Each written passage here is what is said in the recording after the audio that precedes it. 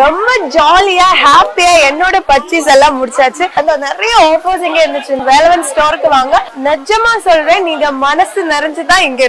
பாஜகவோட கூட்டணி வச்சது யாரு குருத்தலா இருக்குங்கன்னா, இன்னைக்கு செல்லூர் ராஜா அண்ணன் வேண்டிட்டு இருக்கார், ஆண்டவா அந்த விஜய் அவர் எப்படியாச்சும் அனுப்பிவிடு, இந்த எம்ஜிஆர் ஐயாவுக்கு பின்னாடி இந்த விஜய் ஐயா வந்தால் எங்களை காப்பாற்றிடுவாங்க. இதை ஒரு வெட்கக்கேடாக நான் பார்க்கின்றேன்.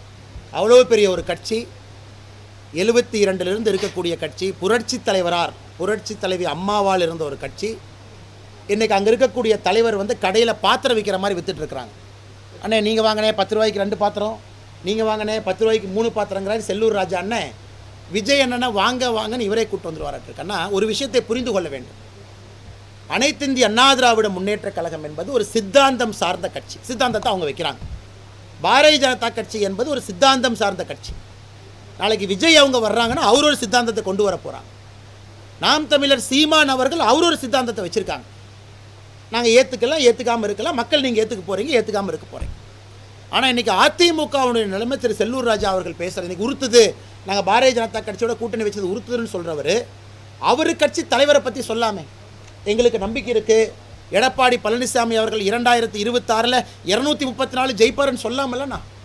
ஒரு விஜய் வந்து எங்களை காப்பாற்றுவார்னு பேசும்பொழுது அவருக்கே அவர்களுடைய தலைவரின் மீது நம்பிக்கை இழந்ததாகத்தான் நான் பார்க்கிறேன்.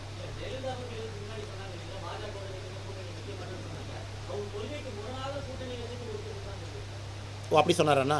அப்புறம் கூட்டணி வைக்கும்போது அவர் ஏன் கூட்டணி வச்சாருங்கண்ணா? அப்பயே சொல்லியிருக்கலாமே, நாங்கள் கூட்டணிக்கு வரமாட்டோம், கதவு இழுத்து பூட்டிடுறோம், பூட்டை மாட்டிட்டோம், அப்போ சொல்லியிருக்கலாமல்லங்கண்ணா.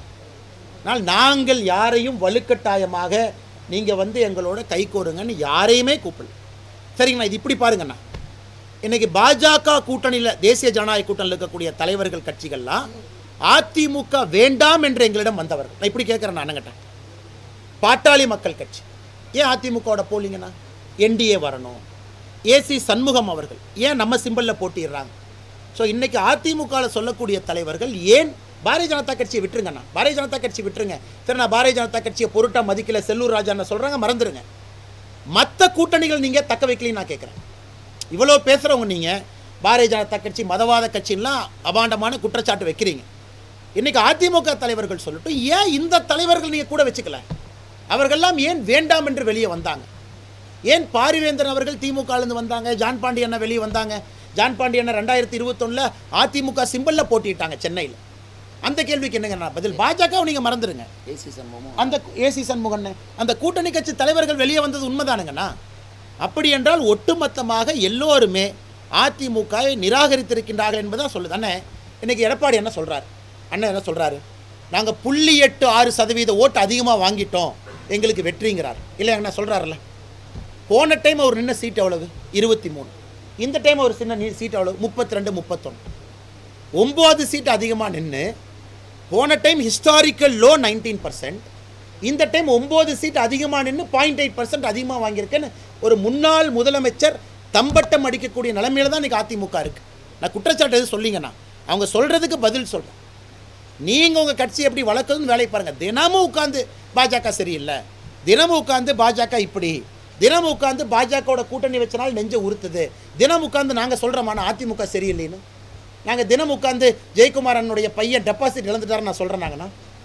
இல்லை தினம் உட்காந்து நாங்கள் எதாவது சொல்கிறோமாங்கண்ணா? எதுவுமே சொல்லலை. நாங்கள் எங்கள் கட்சியை வளர்ப்பதற்கான வேலையில் இருக்கோம். மக்கள் ஏற்றுக்கிறது ஏற்றுக்காது, மக்கள் எங்கள் உழைப்பை பார்த்து முடிவு பண்ண போகிறாங்க. ஆனால் அதிமுக காரங்க தினமும் ப்ரெஸ் மீட் வச்சு பிஜேபி பிஜேபி பிஜேபின்னு எத்தனை நாளைக்கு இந்த பஞ்சப்பாட்டு பாடுவாங்க? எலெக்ஷன் முடிஞ்சிருச்சு, ரிசல்ட் வந்துருச்சு, எல்லாத்துக்கு முன்னாடி ரிசல்ட் இருக்குது.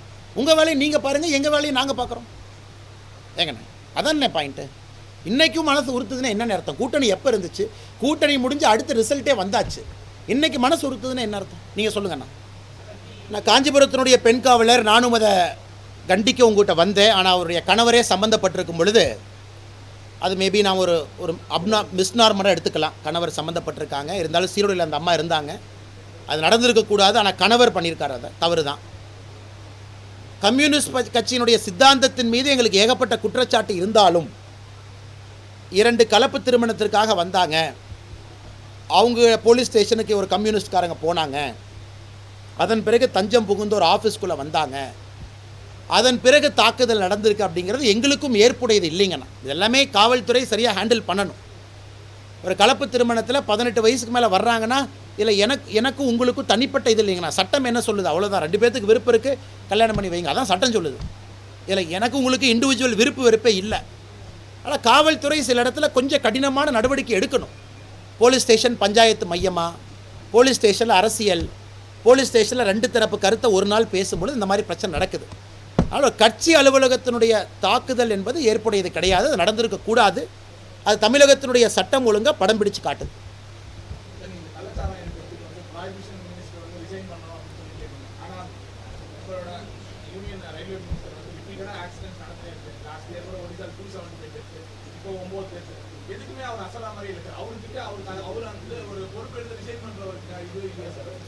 அண்ணா, நம்ம ரயில்வே மினிஸ்டருடைய செயல்பாடை நீங்கள் ஹானஸ்ட்டாக பாருங்கண்ணா.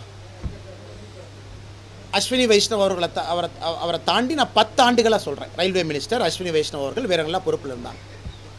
ரயில்வே அமைச்சர் தன்னுடைய கடமையை செஞ்சுருக்காங்களா? Electrification, coach maintenance, Vande Bharat, metre gauge, broad gauge conversion, இதெல்லாமே நீங்கள் பாருங்கள். எல்லாத்துலேயுமே நம்ம சக்ஸஸ் பண்ணியிருக்கோம். இன்றைக்கும் நான் உங்களுக்கு சேலஞ்ச் பண்ணுறேன். 10 ஆண்டு யூபிஏ, 10 ஆண்டு என்டிஏ, ரயில்வே ஆக்சிடென்ட் டெத்து நீங்கள் கம்பேர் பண்ணுங்கள், நம்ம ரொம்ப கீழே இருக்கும். ஆர்கியூமெண்ட் சேக் சொல்கிறேன். அதை தாண்டி விபத்து நடக்குமா? நடக்கக்கூடாது, யாரும் இறக்கக்கூடாது, எந்த மாற்று கருத்தும் இல்லை. ஒரு சரக்கு ரயில் சிக்னலிங் இஷ்யூ, குறிப்பாக எங்கேயெல்லாம் செக் போஸ்ட் இல்லையோ அதெல்லாம் நடக்கக்கூடாது. அதுக்கு எல்லா வேலையும் செய்கிறாங்க. சிக்னலை சரியாக கொண்டு வர்றாங்க. இந்த சிக்னலை வச்சு ஆப்போசிட்டில் ஒரு வண்டி வந்துச்சுன்னா அந்த கவச் சிஸ்டத்தில் ஸ்டாப் பண்ணக்கூடியது எல்லாத்துக்கும் எக்ஸ்பேண்ட் பண்ணுறாங்க. அன்மேன்டு கிராசிங் இருந்ததுன்னா மேன்டு கிராசிங்காக அதை பண்ண பார்க்குறாங்க. எல்லா முயற்சியும் எடுத்துக்கொண்டிருக்கின்றோம். ஆனால் அஸ்வினி வைஷ்ணவ்ஜி அவர்களை பொறுத்த வரைக்கும் is a performing minister. But இங்கே நான் வைக்கிற ஆர்கியூமெண்ட்டுங்கன்னா ப்ரொஹிபிஷன் மினிஸ்டர்னு பேரை வச்சுக்கிட்டு டாஸ்மார்க்கை வளர்த்துக்கிட்டு இருக்காங்கன்னு நான் சொல்கிறது. அதுக்குன்னு தமிழ்நாட்டில் ஹைவே டெத் நடக்குது, நான் ரோட் டிரான்ஸ்போர்ட் மினிஸ்டர் ரிசைன் பண்ண சொல்ல. தமிழ்நாட்டில் ஹைவே டெத் நடந்துருச்சுன்னா லாரியில் 10 பேர் இறந்துட்டாங்க, ரோட் டிரான்ஸ்போர்ட் மினிஸ்டர் ரிசைன் பண்ணுங்க, அது அபத்தமானது நான் சொல்லலைங்கண்ணா. அதை தொடர்ந்து ரோடு மெயின்டெனன்ஸே இல்லை நான் சொல்லலாம். நான் சொல்வது ப்ரொஹிபிஷன் மினிஸ்டர்னு பேர் வச்சுக்கிட்டு அந்த வேலையை தவிர எல்லா வேலையும் செய்கிறாருன்னு தான் நான் சொல்லுவேன்.